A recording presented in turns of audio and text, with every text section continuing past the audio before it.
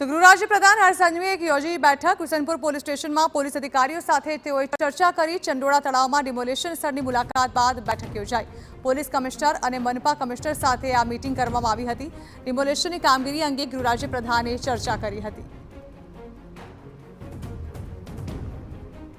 Mega demolition बाद हवे बीजा दिवसे गृह राज्य प्रधान हर्ष संघवी छे के ते ईसनपुर पोलीस स्टेशन पहुंच्या छे के ज्यां आगळ चंडोळा तळाव पर जे समीक्षा कर्या बाद सीधी ज ते police commissioner GS Malik JCP DCP सहित जे कोर्पोरेशनना अधिकारीओ छे तेनी साथे मीटिंग छे के ज्यां आगळ करी हती अने त्यारबाद के जे आ चंडोळा तळावनो गैरकायदेसर जे बांधकाम छे के जे केटला दिवसमां तोडवामां आवशे अने कई रीतना आ तोडवामां आवशे तेना प्लानने लईने आखी चर्चा है ते करवामां आवी हती।